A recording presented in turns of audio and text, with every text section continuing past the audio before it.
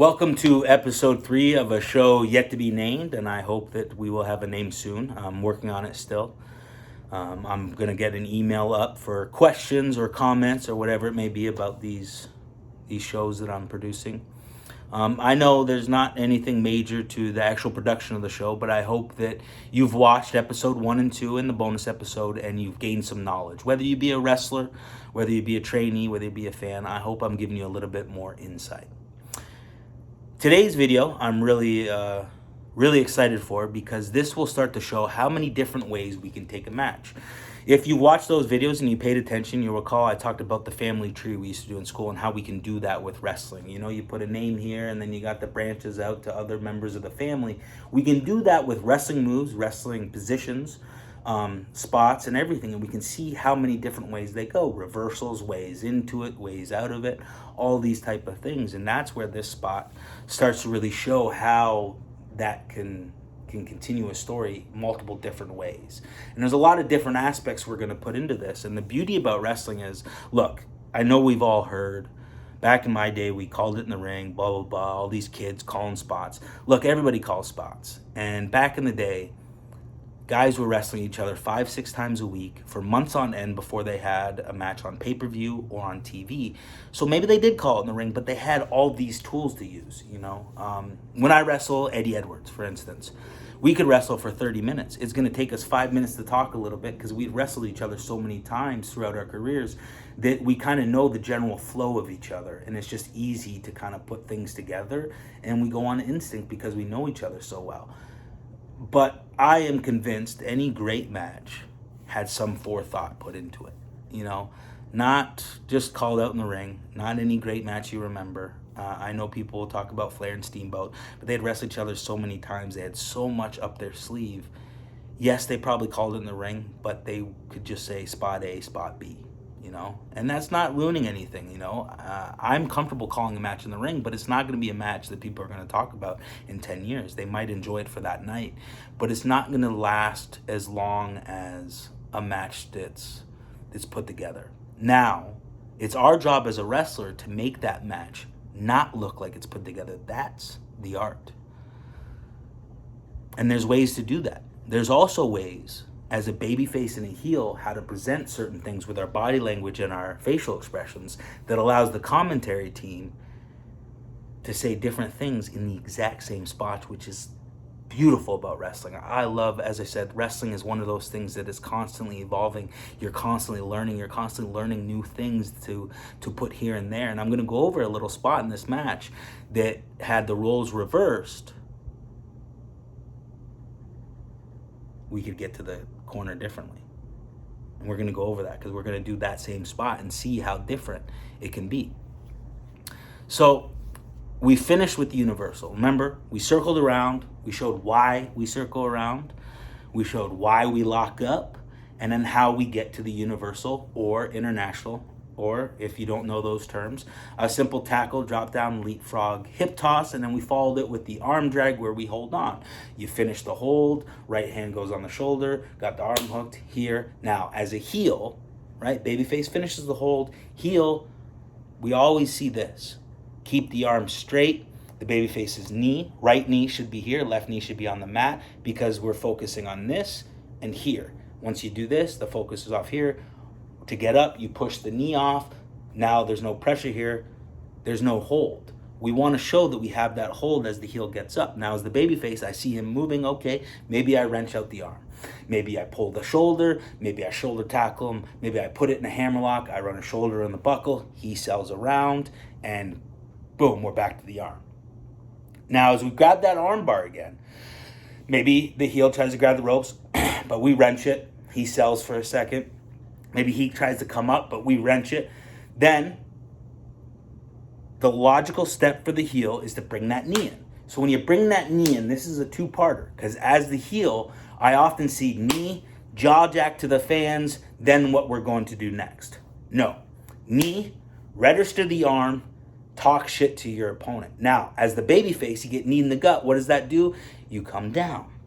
So if I'm crunched down and the heel standing tall, everybody can see, right? The camera's seeing, this crowd is seeing, the commentary can see the ring or see their monitor.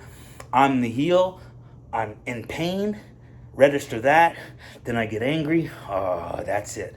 I'm going to shoot you that corner. Take your head off, buddy. Right? Bam, bam.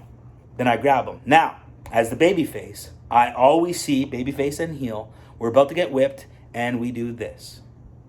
No.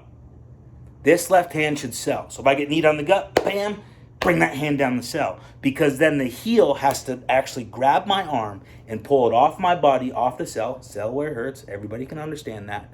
And get shot to the corner. Always sell with your left hand. Sell here, sell here, sell here. So they have to grab your hand and you're never reaching. That gives away, oh, this spot's called. That's how we get rid of that. That's how we make it look natural. I'm selling, shoot to the corner. Now, who has seen a hard buckle? Bret Hart's famous chest first hard buckle. 1, 2, 3 Kid used to take some great hard buckles. So the buckles are a tool to use. You run somebody's head in the buckle, right? So when you take that buckle as a babyface, don't just take it and stand there. Because if I reverse, the heel should have never ran. It doesn't do anybody's favor if I'm just sitting here waiting. Now, if I take the corner and I sell, right? Pain, my arm's here. My right arm. Why? Because when he charges, I'm going to give an elbow. So after the heel charges, he does this. I take it and do that. Looks like I'm not focusing. He's going to come take my head off. Now, as a heel, you're charging the corner for what? Some people's answer is going to be take the elbow, and that's wrong. And that's where this goes awry. Because what if the babyface forgot what's coming? And he's not ready to give you a move. He can't put up that elbow. He can't put up that boot. And you just run in and take that elbow. We're playing patty cake on their chest and it looks like garbage. So as a heel, you now want to what? Why are we charging the corner? We are charging the corner to take their head off. So we throw that arm like we're going to close on them in the corner, but they back elbow, right? So it goes, I'm going to take your head off. So think of this. Arm bar, knee. Oh, that hurt. Looking at him so everybody can see I'm going to take your effing head off. We shoot him to the corner, one more shake off, we get that arm up and we charge. But he stops us, so then we go from take his head off to, oh, shake that off. Oh, that's it. Come back, boot, boom. Ah. Now he comes at us, we throw a clothesline, the babyface ducks and grabs a waist lock. Now here I want to grab an O'Connor roll. What I always see is the person knows it's an O'Connor roll, so he starts running forward. And it looks like that. It looks like he takes off before the babyface is running him in. So as the babyface, grab that waist lock. Maybe we're not going for the O'Connor roll right now. But the heel grabs our wrist and tries to break it. But no, we wrench it. He tries to reverse. But no, we wrench it. Then we drive him in. He's fighting this, so let's try this one. Now, the timing is always off on this, and I'll tell you why. We run that heel in. Heel, go chest first into the ropes. When you shoot back, extend your arms firmly, right? All the way, fully and firmly. Boom. We shoot them back. We dip low our hips, so that's a pushing motion. And then as we stand back up and pull ourselves to the ropes and turn around, they have now done their back roll into their feet. So the timing isn't off. We don't have to wait. We have to show, the ropes do what? They shoot us back.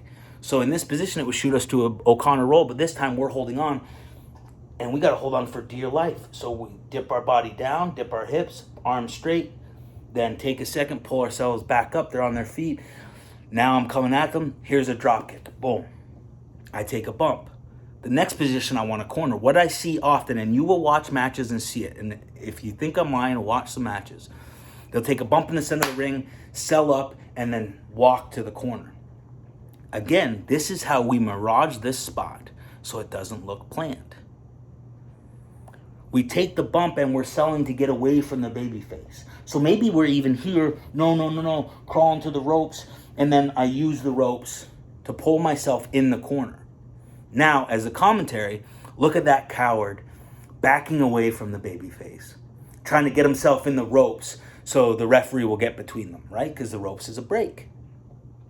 Pull up. I'm here. As soon as, this is what I see a lot, okay? As soon as I'm here, I start to turn to face the middle of the ring so I can lock eyes with the babyface. That's his cue to charge. So I'm pulling myself up into position and he's there rather than pull myself up, stand, and wait for him. So as a babyface, where are you standing? You just bumped him with the drop kick. Your shot is in the middle of the ring. So if you're in the middle of the ring and he bumps and he starts crawling this way, the commentary sees you, the camera see you, the people see you. Look at the babyface standing tall. Don't play to the people here. What I mean by that is don't look at the people. Look at him. He's going to the corner. You're calling him up. You're calling him up. Now it's my time to clothesline. See? He tried to clothesline, but we reversed it. I'm the babyface. I'm a better wrestler. I'm going to go clothesline, and he's not going to reverse it. See the difference? Oh, shoot. Little stories we can tell. Something the heel tried didn't work, but the babyface gets it because he's the better wrestler. So now I charge that corner again. Lock eyes. He's coming. I get myself in position. As soon as I'm boom. Throw this clothesline. Right hand on the back of the head. You pull him out into a front face lock. Now, an inexperienced person or somebody who's just going with the flow, as I said, this is super important because this makes it look planned. Have you ever seen, or if you're a wrestler, have you ever been in a match where you've done or your opponent done, you lock them like you're going to give them a suplex and they raise their hand?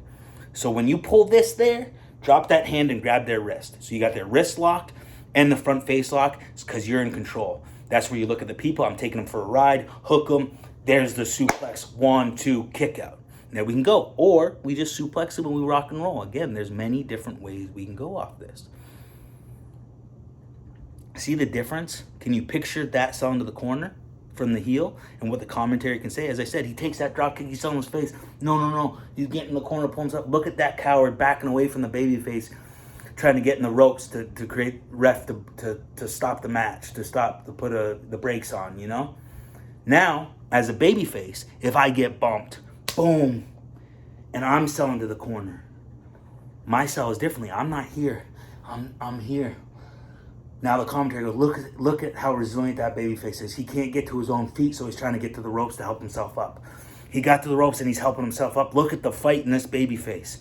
He won't quit. He can't even stand on his own 2 feet, but he's using the ropes. It's the exact same thing, but if I present it a certain way, the commentary presents it a certain way, the people see it a certain way. See how beautiful wrestling can be if we work as a team? So, I hope you enjoyed episode 3. We will be back with episode 4 later this week. I'm not sure what the bonus content's going to be. I just kind of watch some wrestling and see some things and think maybe this is something that people would like to hear about.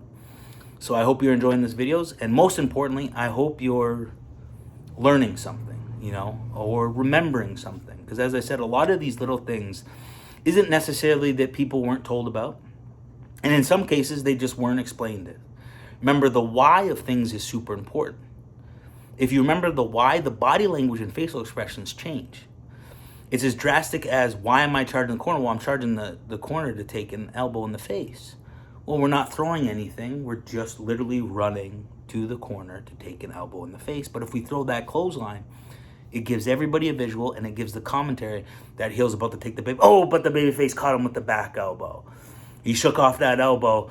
He's pissed now. He's charging him again, but he gets a boot. Oh, the babyface is so right? We can build this story the whole way with the commentary team. So it's super, super important to get this body language down. As I said, it mirages what wrestling is and makes people believe a little bit more. I know it's hard now in 2022, but if we get rid of those little instances that look like it's planned, it no longer looks like it's planned. So thank you for tuning in to episode 3. And like I said, I hope that I'm putting something in the forefront of your mind that maybe wasn't before, and something you can focus on moving forward to present yourself better, to present your matches better, and to hopefully get more work. Thanks.